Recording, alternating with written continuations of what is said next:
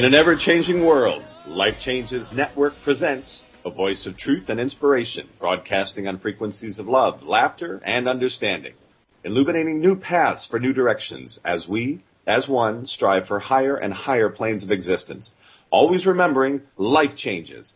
This is radio like you've never felt before, and now, your host, our MC, our master of change, Filippo Voltaggio. Ciao, everyone. This is a really exciting show today because we're doing the video of this show and the recording live from Scottsdale, Arizona, where our guest tonight lives, although he travels all over the world for the work that he does. He is JohnMichael Capaldi, and he's a psychic, but he's not your ordinary psychic, so I can't wait to bring him on to talk about him. So I'm actually going to be really brief. You know, 2-3 weeks ago, I walked into a big department store that's very well known throughout the country and the world even. And I was going to buy just something. I don't remember what I needed that I had to have, literally had to have. It's like something that I needed. And I walked in the store and it was full of Christmas decorations. This was like 3 weeks ago. It was even before Halloween. The store was chock full of Christmas decorations. And everybody was in the, at least the people in the store, or at least they were acting, quote unquote, holiday mood and holiday spirit. Luckily, nobody wished me a season's greeting or a happy holiday, because I don't know what I would have done, because it was so distracting to what I needed to do. And I have to tell you, for a moment, it confused me. I thought Halloween had passed and Thanksgiving had passed, and it was the Christmas already, or Hanukkah, or whatever you want. I mean, it was confusing to my senses.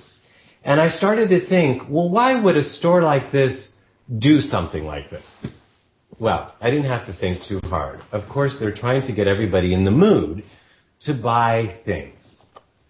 And I thought, that might be good to the store and good for the store and maybe some of the employees. But is that really good for us? Is that good for our psyche? Is that good for humanity? Is that good for the planet? I started to think where this tradition came from. And I wanted to blame it on somebody. But it actually came from like Roman times, or at least as far back as Roman times, people were giving gifts around this season. So even before Jesus and Christmas, they were giving gifts around the season. But the gifts that they were giving were handmade things. Now, one can argue that, they didn't have a Bloomingdale's or a Macy's, so they couldn't go buy it. But that's not true. They had marketplaces. But the gifts were things that were made. As a matter of fact, the tradition grew even more with the Victorians, who started giving gifts around this time, even in a big way. But the gifts, a bigger way than the Romans did, but the gifts were associated with a meaning, with a story, something for somebody's baby that they were going to have. And so it was something that was made at home by somebody's hands. And again, during that time, there were stores. They could have gone to the stores to buy these things. But that was not considered a proper gift during this time. It's interesting that I kind of even wanted to blame the churches, but the church didn't even like the tradition. The church thought, oh, that's too distracting to the people. Let's not have this tradition, and actually tried to outlaw it. We're talking about the Catholic Church, tried to outlaw giving gifts around this time. And then the church said, well, since the people are still doing it, and we can't stop them, let's make it some religious thing. Well, let's see. The gifts of the Magi. The wise men came and they gave gifts, so it's okay to give gifts during this season because the Magi brought gifts. Or Jesus was a gift to the world, so from God. So this is a tradition that we can give gifts. But then the tradition grew from there to the point where people like you and I are going crazy buying gifts that mean absolutely, usually nothing, that usually, mostly, get thrown away, along with the paper and the ribbons and the cards and the time and the gas and the time away from work or the time away from our family. Every family tradition, every family holiday, there are people that are stressed out. Their cards are stressed out, their credit cards, their pocketbooks are stressed out, and they're stressed out wondering if somebody's going to like the gift that they got them, that they traveled all around town to get, or they had to order from someplace and were stressed out, didn't know if it was going to come. And then these things get thrown away. And what does that do for our planet? What does that do for our psyche? And I kind of want to say, this season, before you buy something, just stop. Stop and think, and then listen. Think, maybe, do I need to be doing this? Is this the right thing for me to be doing? Does the person that I want to give this to, will they appreciate it? Do they really need this? Will it be something that actually serves them? And then, does the planet need this? Does civilization need this? Do I have to do this? And then, whatever answer you get, then that's what you need to do. And I'm not going to say, don't buy.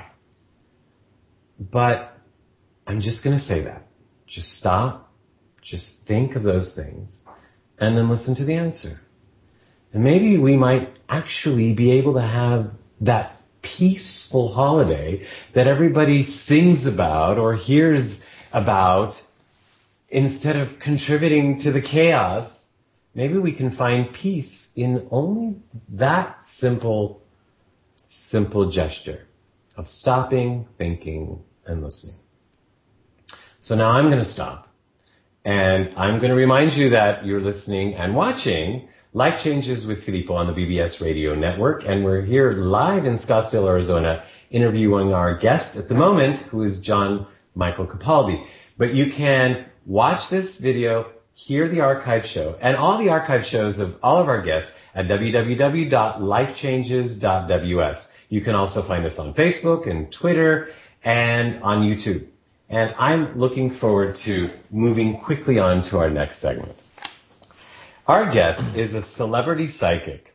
Now, he's not just a psychic of celebrities. He's a celebrity himself. He's an author, an inspirational speaker, an intuitive, and that includes a medical intuitive and a physical intuitive, which is a word that he's coined, and I can't wait to talk about it. And he's also a tireless philanthropist.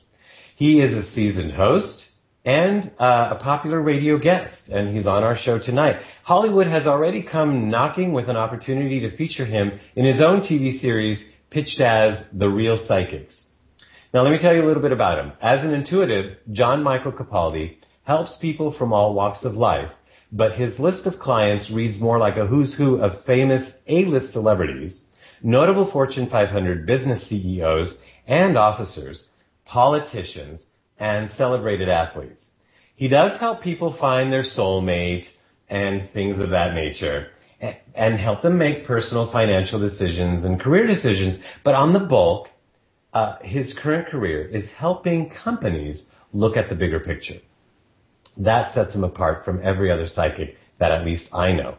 He helps major corporations make big decisions about what markets to go into, what products to promote, and what paths to take. His no-nonsense, jargon-free approach has helped him bring his abilities into the corporate world, earning JohnMichael Capaldi respect from business power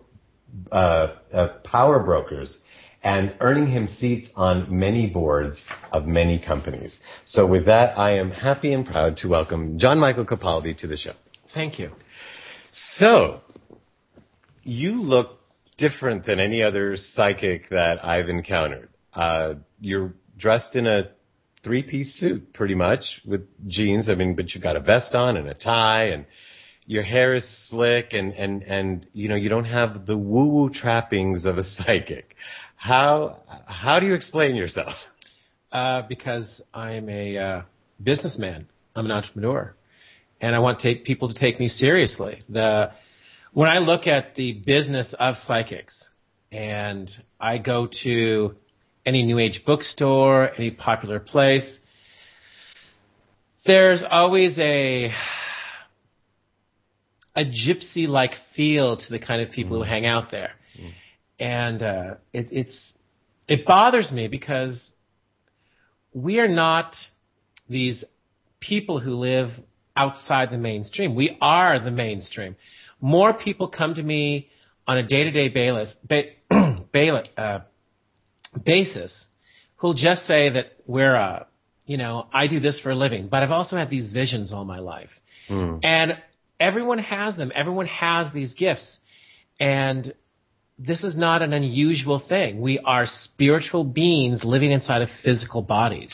Well, it's not an unusual thing, and I'm glad to hear that, and we'll talk more about that. But it is unusual, at least for me and for us, to find out that you are being asked to come into corporations and talk about things that normally are kept very private in the boardroom. Yes. And they're not asking you, am I going to meet a tall, handsome man or a beautiful, skinny blonde? They're asking you about running the business. Oh, yeah. Well, I got into it accidentally about 20 years ago. I had a very high-profile client, and her husband was the CEO of a large Fortune 500 company. He was having a problem. They were arguing. I was outside, knew there was stuff going on. I didn't want anything to do with it. She was telling her husband, have JohnMichael come in. He can tell you what's going on. Well, he didn't want to say, tell him nothing. So a couple of days later, I walk into the business, and this very handsome young man, beautiful suit, walks me in, shows me around. He's a controller for the company, and walks me to the CEO. But he showed me around the entire company because he has to spend a little extra time with me because the CEO has someone prior to me. I walk in, I say hello to my client's wife, my client's husband, and introduce myself. Oh, by the way, the gentleman who just walked me through, he's stealing from you. No, just like that. That simple. They said, well, how much do you think he's stealing? I said, well, the exact number I gave was $393,000, I think it was at that time. And they said, really? And it was the CEO and the CFO were sitting in the office waiting for me. And they were going to berate me, make fun of me, basically. I don't know exactly what their plan was. They sat me down. You stopped them in their tracks. And they walked out the door. And I sat there for 3.5 hours till the police showed up outside and took this young man away. Well, I kept trying to leave, and then she said, no, the personal assistant, you need to stay here, that the gentleman wanted me to stay. So I just stayed. From then on, I'd been a personal guest of both those gentlemen and another gentleman who was the COO of the same corporation. Now, the CEO actually retired. The COO took his job for a while, then went to a different corporation, and the CFO went to a different corporation. I still work with the CFO of that corporation, who's now a CEO of another corporation, and the other gentleman is the CEO of another corporation as well. When you say you've been their guest, they invite you into the boardroom during Yes. What meetings. I do is I work with them personally for the businesses. They will send a limo or a car for me if it's a company that's in town. If it's a company out of town, they will either send me a plane ticket or they send a private jet. They'll pick me up and fly me to wherever I need to be. I sit on the board of directors, usually as a guest outside of the table itself. Which is a coveted position because not many people can do that. They don't want that. No, and most people don't know who I am.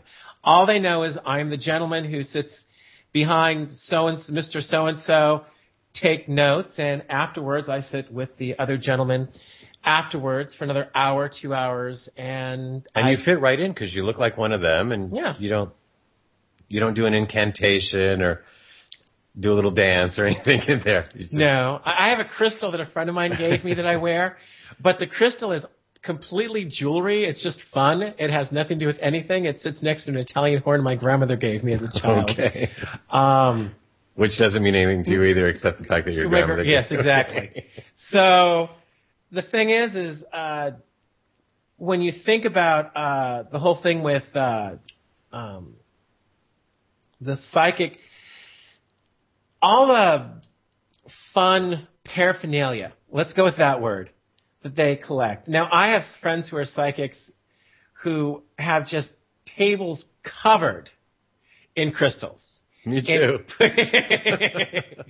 And they have lots of fun items. Now, I do collect religious objects from all over the world, but I believe in all the religions. I think they're all beautiful. They're all right. And I'll buy a statue of Buddha, or I'll buy it. I love the stories that go with them, and to me it all means something. I like the ideas of what they teach, and that it has nothing to do with any power or any... I just like the art. To me, I think about what humans are and what's the story that taught. It's all mythology to me.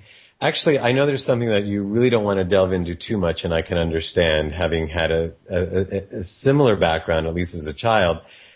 But talking about religions, you not only grew up with the Catholic faith, but you took it a step further. You went to the seminary. Yes, I did. For a long time. Well, this is what happened. When I was a kid, and I'd have visions, my mother taught me that the gifts of the Holy Spirit, which there's 7 gifts, were the gifts that I had, and I was,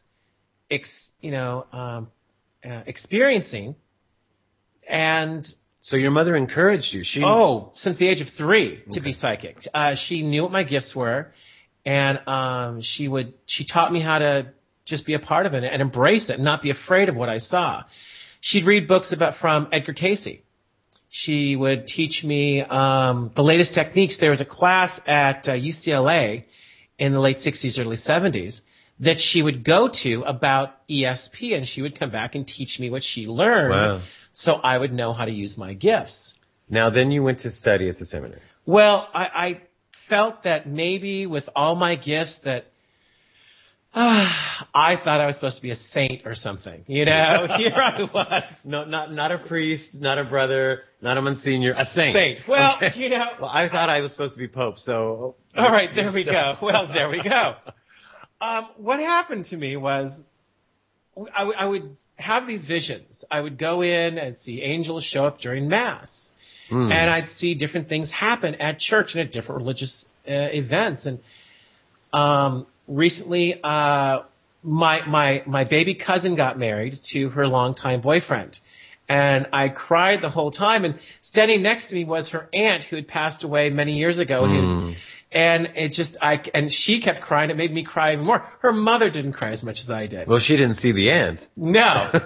But see, I have these visions while I'm standing there and I'm experiencing religious experiences. So I thought, well, I'd read this little book called, it was the Picture Book of the Saints as a child. And I would read these stories and go, oh, well, this is what I would do, or this is how I do this. And, well, okay, I guess I'm one of them. So the only thought I had was, well, maybe I'm supposed to be a priest so I could go be some saint and do some... saintly things. Exactly. Interestingly enough, perhaps you were right. If you had been born during that time, that's maybe what they would have called you, a saint. So that's really interesting. But you said that actually helped you in your psychic abilities, which is odd to me. Well, it's the whole spiritual aspect. It made it not odd. It made it normal. Everything I did was just completely normal to me. I went like, oh, well, if I'm leaving my body and traveling to go visit my grandparents who were living in California, that's not bad. Go, travel to Europe in the middle of the night in my dreams. Because the saints were doing it. But exactly. What would you talk to any of the priests or brothers? Or?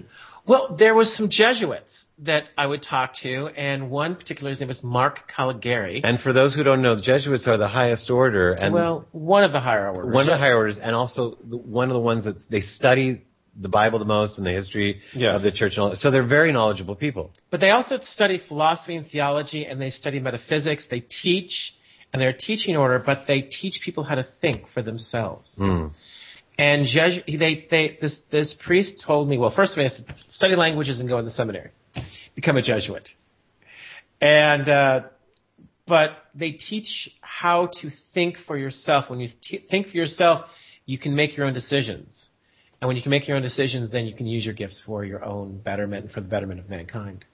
That's interesting, because I've never I never got that from the learnings or the teachings that I had as a child from the church.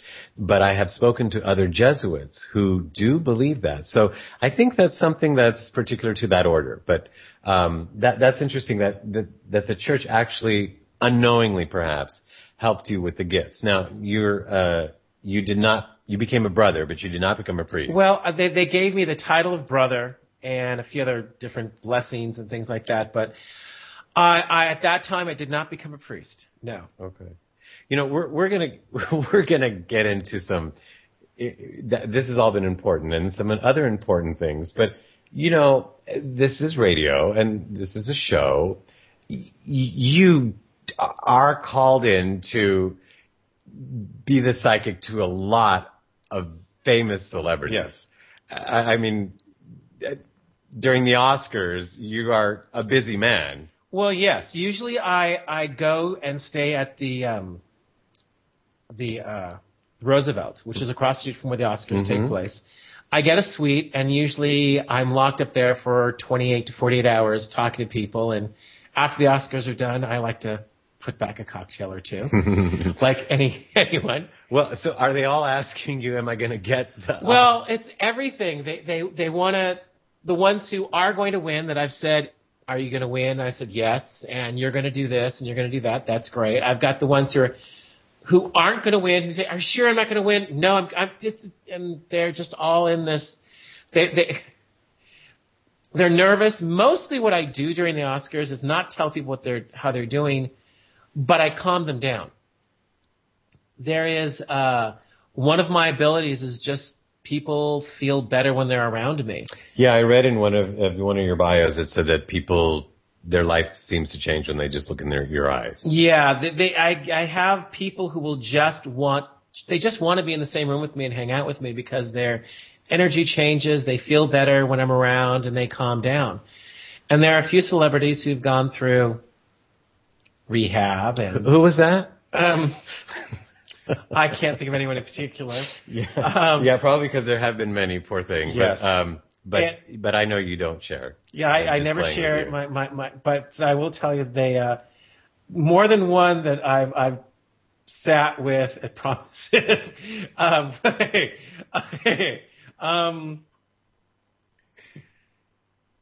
So yes, you're laughing right now, and I have a feeling you've lost your train of thought. Completely right now. Because let's ask the next question. Because you went there, and this is interesting. Because I want to share with the audience before the show started, I was asking JohnMichael a few questions about the show, saying, "Can we talk about this? Can we talk about this?"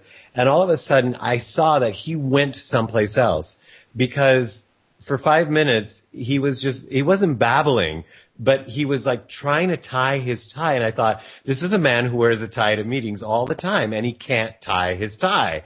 And so I stopped talking and he just stopped. And he turned to me and I said, you go someplace. And he said, yeah, when I go there, I can't do normal things anymore. So please stop asking me questions because I have to get this tie on. So that's what seemed like just happened just now. Well, yeah, I started having visions of certain people who have gone through certain events in their life. Some people I'm still tied to because I've done so many readings for them over the years. But what happens is when I have to do some of the deeper readings, and that's when I'm doing anything from an exorcism or a clearing of a house to some really deep past life information, because I'll do a past life reading, and I've done something very, very deep, that I lose myself and my sense of reality in this space and time. Can't get behind a car because that's while they'll send a limo for me because I start getting ready to get in that place to do the kind of readings I have to do. I'll forget what's left and right. I'll walk into walls. I won't be able to read a word in front of me. I live in this place that just starts to go. I phase in and out of where we're at, and as you understand this, and I'm sure most of your listeners do, that time is not linear. You know, we pop in and out of time. It's dimensional. And because of that, I'm putting myself in places at any moment with a client or getting ready for them, knowing what's going on in non-dimensional ways. A lot of times I'll bring my assistant with me to meetings, and she will inevitably, on a rare occasion, if I've gone too deep, I will make her drive us home because I just can't. You're still there. You're not grounded. Yeah, and I have to sometimes ground. And I'll ground myself by drinking a whole bunch of coffee. I'll ground myself by eating something like ice cream. Something that'll throw me off the energy path that I'm on. Something that will move that out of place. I've heard that before from other people. That's really interesting, actually. You know, going back to what I read about you at the beginning of the show, I've heard about intuitives, and I've heard about medical intuitives, but I've never heard of a physical intuitive, and I'm sure that has to do with business. But before we get into that, the medical intuitive, you're taking that to a whole new level, too. First of all, explain medical intuitive, and then we'll talk about where you've taken that. Medical intuitive is someone who psychically sees the illnesses in someone else and gives advice on how to do it. Edgar Cayce is a perfect example. He was the sleeping psychic. He would put himself into self-hypnosis.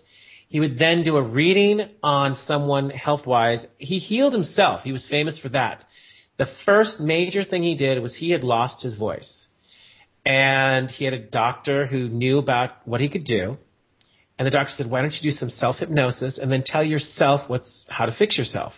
Well, he did it, and he spoke perfectly while he was in his own self-hypnosis, how to cure himself, and he was cured within a week. Interesting. And he'd been sick for almost a year.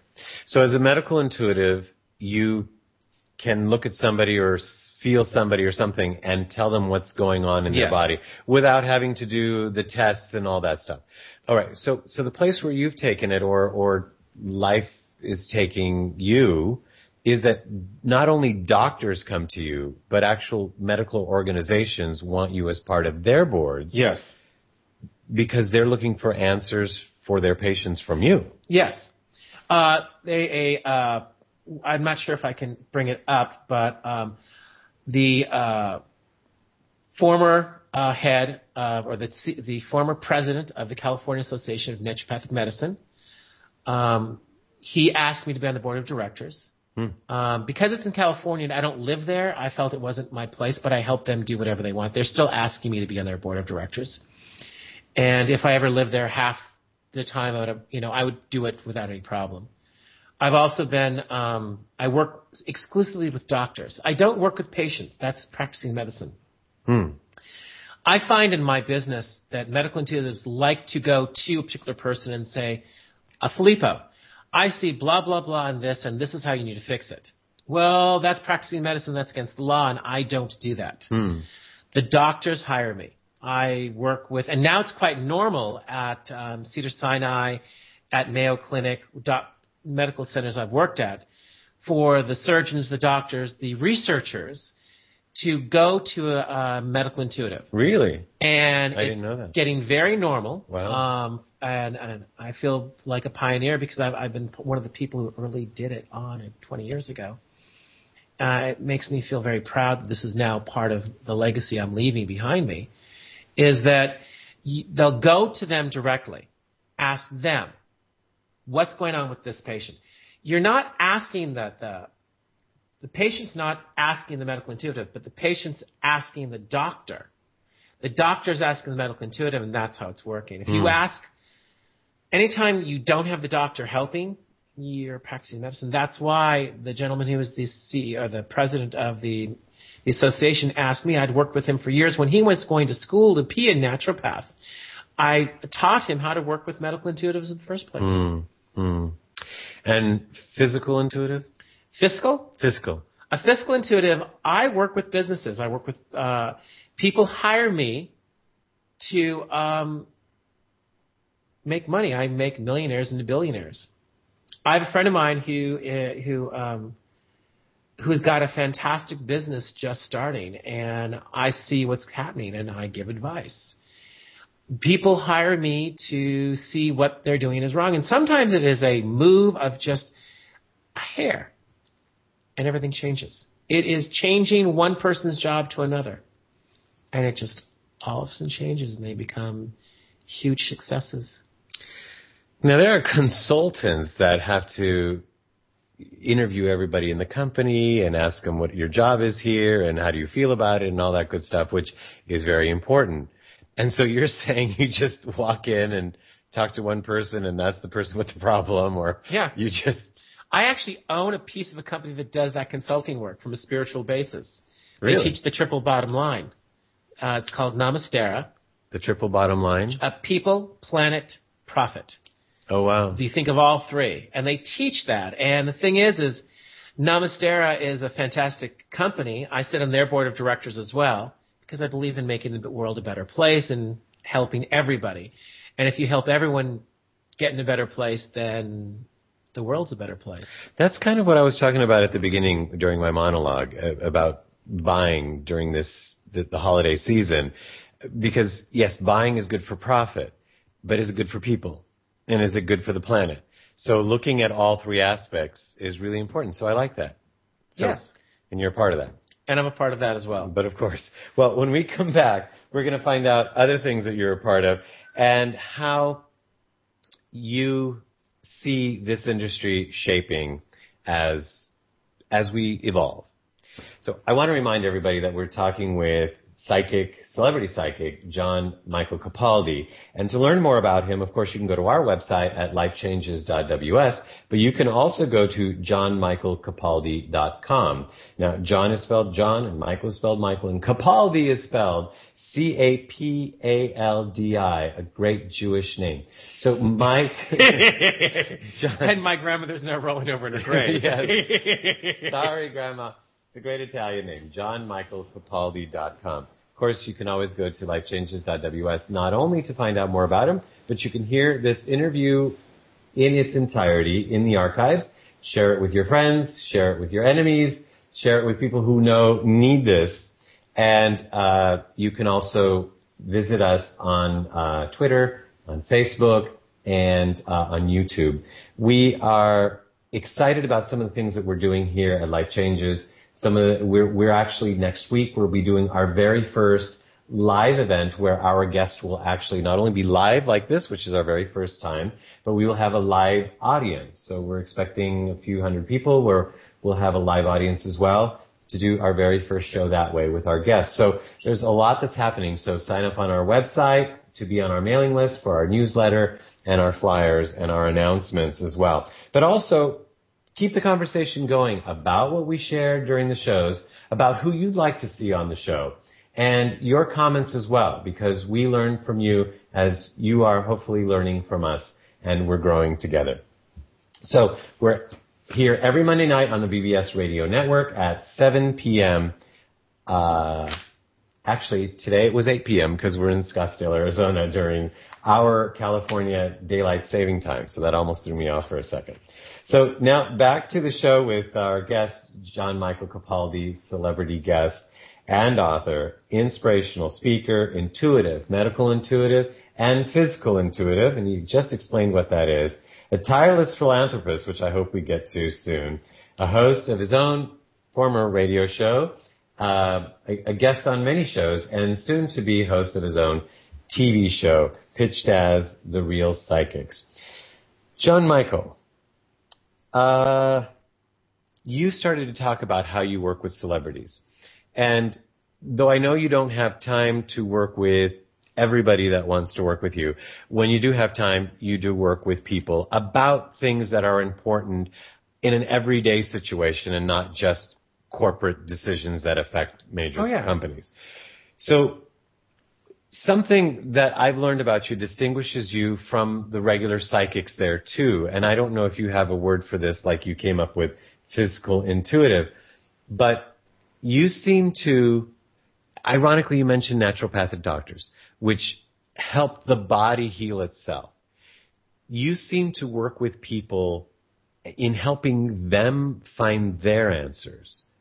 How could you explain that for us better? Well, I try to work with everyone to live in the here and now. Because to me, when you're working as a psychic and you're telling someone about their future, Your future is only as good as you are living here and now. And no one is teaching that. I went to, I've got a friend of mine who I think is just an absolutely amazing young man and a dear, dear man, but he loves to tell people about their future.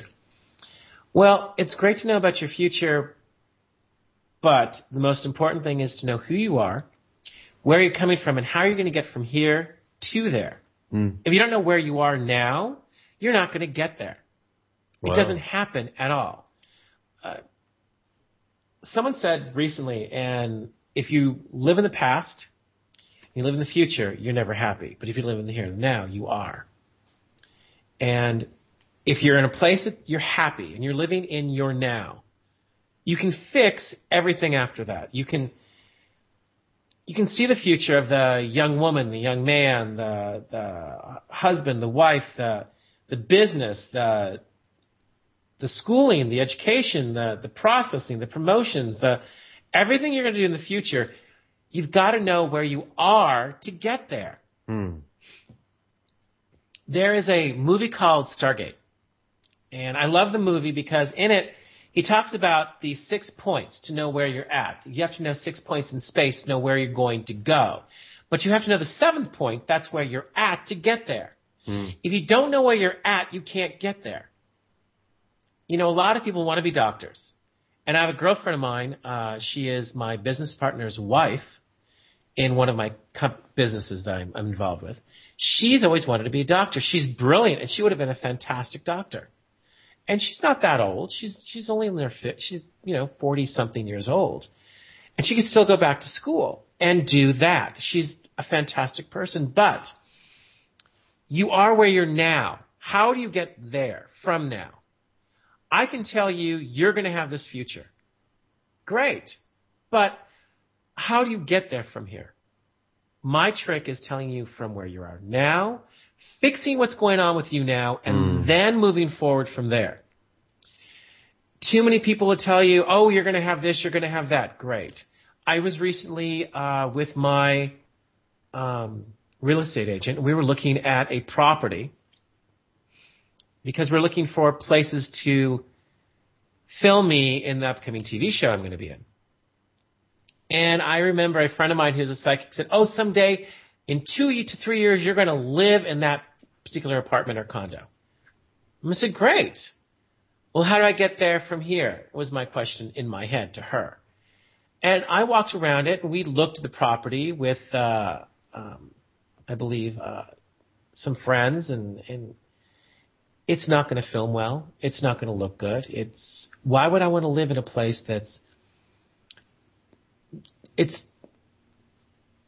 sure, I could live in it, but why? She didn't talk from the here and now. How do I get here? How do I get there? If you don't know, you're not going to get there. The analogy that came to mind while you were saying this is that just this week I got to see my nieces do a swim meet. And so much, their mother is a coach, and she gave so much importance to how they were standing at the starting position. And I not only saw them compete, I saw them win. But the interesting thing is that starting position was so important. It's like you can't win unless you start right, was what their mother was telling me. So the push-off or whatever that is called, I don't know the exact words. So you have to be here first. Well, but it's sort of a state of mind. Whenever you start a project, it's your state of mind where you're going to go from there. And you're quite right. Your sister-in-law was quite right. She had the girls start in a position that said, I'm going to do this from here. You're living the here and now. You have a business. You want to get off the ground. You have to do the groundwork. If you don't do the work ahead of time to know where you're at, who's your audience, who you're selling to, you're not going to make it happen. So when you're working with individuals, as I've come to learn as I get to know you better, is that you ask them, which would drive me crazy if I went to a psychic and paid them a lot of money to have a psychic ask me, what do you think? But I liked what you had to say, that you actually have the client tell you what they want, what they're expecting or what they believe. Yes. And then you kind of guide them along the way. Yes, sometimes I tell them they're wrong. Okay. But yeah, I tell them and I show them what they're seeing. Everyone's psychic and everyone knows what they want. The trick I've learned over the years, or the part of the learning process, the learning curve, was everyone has a vision for themselves. That vision is probably the most important thing that we can grasp onto. It's our dream. We have this dream. That dream is going to take us from point A to point B, point C to point D as it goes along. If I know what your vision, exactly what it is, and you're honest with me, and being a psychic, you can't lie to me while you're telling me this. Well, you can, but it's not going to help you. It's not going to serve our purposes, because once I know what is it you want, I can help you make it happen. And the gift is, well, you've got to go from here and you've got to go here. And while you're going there, you've got to do this. And when you get there, then your next piece is going there. Once you get from each point, each step, it's baby steps, then it moves forward. And then it starts moving exponentially.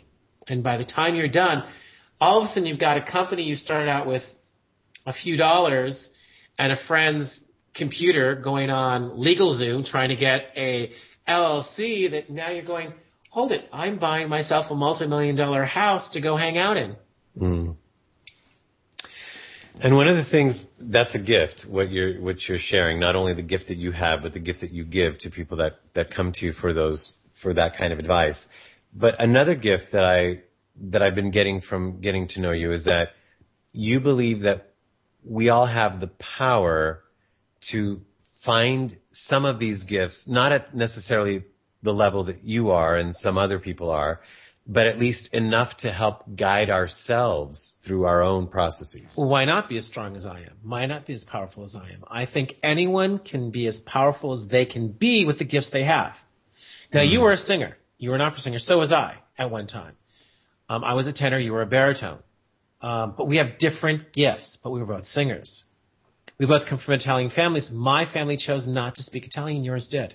You speak Italian. So we have those similarities but differences. Our gifts are similar, but they're different. Same thing with the psychic realm.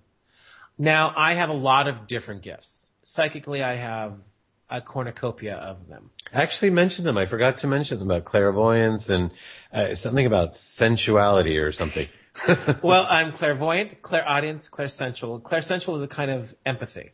I feel other people's feelings. I feel what's going on for them. I'm telepathic, telekinetic, and a few other little things I can do inside there as well. But those gifts as a whole, I use them for the betterment of my clientele. I do healing work, etc., those things, and you know about the physical and the medical intuitive work. Along with that, someone will come to me who has a gift that I may not have. There are people who can hold objects in their hands. And I can do a little bit of it, but they can tell you everything about the person who's owned that object. Now, the name totally just went out of my head as I started talking about it because I was about to use it. And oh, well. The point is I can help someone learn how to use that gift. I can help someone learn how to read tarot cards that can help open up their ability to be clairvoyant. I can teach someone how to read or listen to the sounds of the wind and listen to voices. I can tell people what's being said. I can show them, and they'll learn it. But it's the process of learning. And anyone can learn their gifts. What would you say is the first key to learning the gifts that we each have? Thing my mom taught me.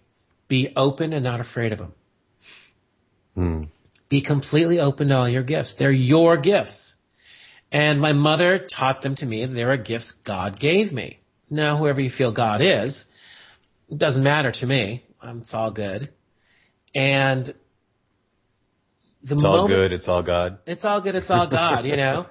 I think that it's all beautiful, you know, as long as it's all just trying to be a part of something greater than you are. And we're all actually a part of each other anyway, so it's all beautiful. So not being afraid of the gifts. Not being afraid of the gifts at all. Okay. Not being afraid of what you're seeing. Too many people will come to me as, when I was a kid, I saw ghosts that scared the bejeebies out of me. Well, they didn't use that word, but I figured it's better for radio and TV. But they would honestly... What would they say, fuck? Yeah. Okay, I was just curious. And they, honest to God's truth, I would sit here and they'll tell me, I saw this, it scared the fuck out of me. It scared the shit out of me. And I don't know what, listen, don't let it scare you. It's part of who you are. It can't harm you. It's just informing you.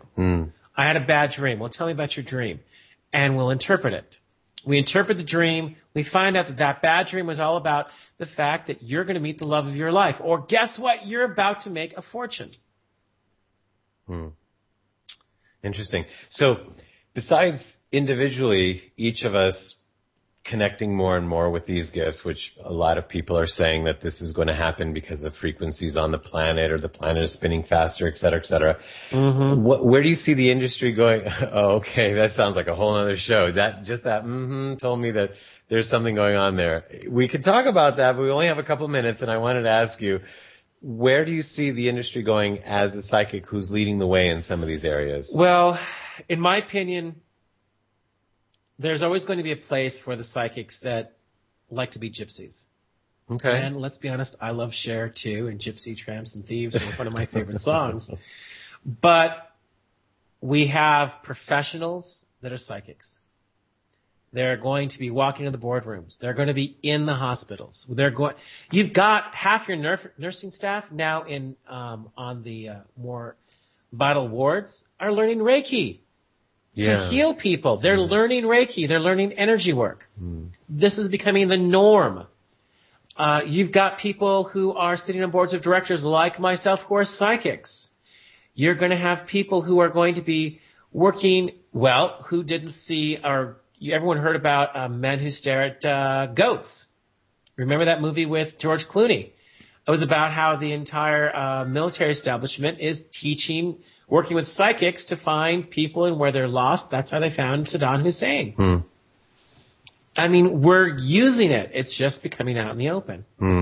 And this last biblical season was just a blast for me. We won't go there. We know you're involved in that, and actually, we just have 2 minutes. But you not only use your gifts, but with the money you make and with the little time that you have, somehow you find time to give energy and time to a lot of philanthropic organizations,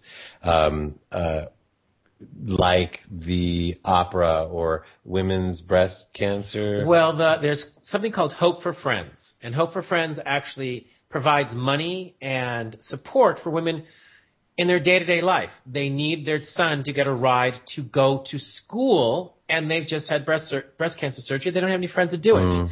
No one can handle it. We make sure that there's someone who can take care of it, or their bills are paid, or they make that. I also like to work with the arts. I sit on the board of directors of the Arts and Business Council, and we make other nonprofits possible. We support nonprofits in learning how to stay creative and make money and stay in business. That's why I chose that nonprofit. I don't have to just help the opera. I can help the symphony, the ballet, the opera, children's youth theater. I get to help everybody. I get to help the artists. I help anyone and everywhere who needs help when it comes to the arts. And the arts feed our soul, not just our mouth. And I think there's never enough people who can feed people, but the soul has to be fed too. Wow. And we live for art. Art doesn't live for us. Wow. Well, your life is an art, and you're involved in so many things. And this is, I know you also own a bar. Yeah. And we were there just the other day, and you were serving One Hope wine, which gives 50% of the proceeds to other organizations that help women and children, all that stuff as well. So everywhere, it seems like everything you touch is about helping people. And what else is there in this world? If you can't help other people, and you can't cause change for the world, then why are we here? Well, I know why I was here, and I'm here because we're having this great interview and we're sharing this great information with a lot of people. And I know that our producer, Mark Lejour, is here as well, joining us from California. And I believe he had a question for you or a comment, Mark? Yeah, hi. Thank you, Filippo. Hi, JohnMichael. Hello. Great show today. Great information. You have such a wonderful perspective on the world and on business. I have a business background as well at an executive level. I've been CEO in both the private and public sectors, on the board of numerous companies, both startup and or existing. And my curiosity is the evolution of the acceptance of someone as yourself. I've been a fan and have actually suggested in years past having psychics on our boards and have been shut down. And I've always been open to it because I've witnessed and seen what's possible. I think about what is possible, but I'm also very interested in the ability to have someone that isn't so close, be it emotionally or with their own desires, to the existing situation, that can give kind of that third eye perspective. My question is, and you touched on it a little bit here in these last a couple of minutes of the interview, but are you seeing this evolve and becoming more of an open standard? Is there still some pushback, or is it embraced more readily now? I will tell you that I was recently with a lot of political people who also at one time very pushed back, and conservative political people who think nothing of having a psychic in the room. I was recently with a very famous chairman of the board about 2 months ago, and he runs a very, you'd know him. Everyone in this room would know him, and anyone who's listening would know who he is. And he thinks it is the best thing since sliced bread, and would love to see more psychics on his board of directors as well. It is becoming a part of the norm. It is going to be normal for us to be a part of everything. I see the day that we'll have full-time psychics on the police force. I see a time that we'll have full-time psychics working in hospitals, medical intuitives, each hospital having their own. I can see that easily without a problem. I see that we're there to help. If we're coming from the right place, and this show is about people who come from the right place, we can cause change in the best possible way for everyone and everywhere in this world. That's fabulous, and again, what a great perspective. If I can, let me ask you one more question, because that brings to mind actually a bit of a juxtaposition. I'm curious how you view, given the fact that you work in all of these different aspects, I guess in a multidisciplinary way. Do you see the opportunity, or do you see the result of your work touch people to the extent that you're able to affect change as a result of your heart connection with them, or is it the ability to get past their mental thought process and free their own thinking and their own self-connection, almost unveiling the psychic in themselves? Where do you think the real connection is? I think it's at many levels. It takes an intellectual connection to get in the door. You have to actually know what you're talking about. The next part is their soul is hungry for something more than just your normal, someone telling what to do. The people who are reaching out to me, their heart is dry. Their heart is suffering. They're looking for something more than what they've already got. And what they're really looking for is what's missing. And sometimes what's missing with them is their own psychic ability, they're trusting their own intuition. I cannot tell you how many people who are chairmen, presidents of companies, who are so psychic because they actually know how to run a company. And they're doing it intuitively. and I give them permission to come from that place, and all of a sudden, you're watching a person who was angry at themselves become happy and change their perspective and become something more than they already are. And they're experiencing their business from a more spiritual place. I watched a politician about 2 years ago who did the same thing.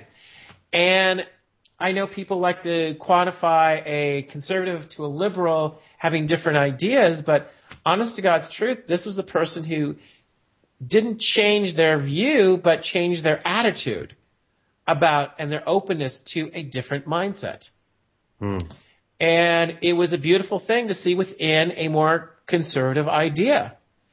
When you consider that the biggest presidential people we ever had, I love this, two of our past presidents who are most known for using psychics, and that would be Ronald Reagan and his wife Nancy, and who was a Republican, and the very first Republican president who happened to be Lincoln, who's known to be a psychic.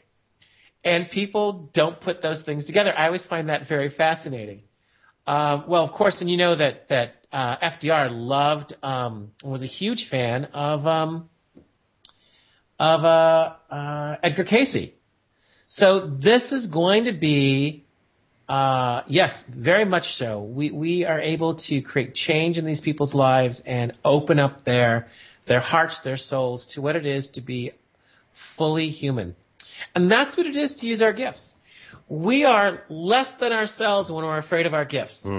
When anyone's afraid of any of your gifts, any gift, and that means if you can sing and don't sing, if that means if you're a dancer and can't dance, if that means you're able to run a company and don't do it, if that means you're a person who has personal power and not using it, that is such an offense to the universe.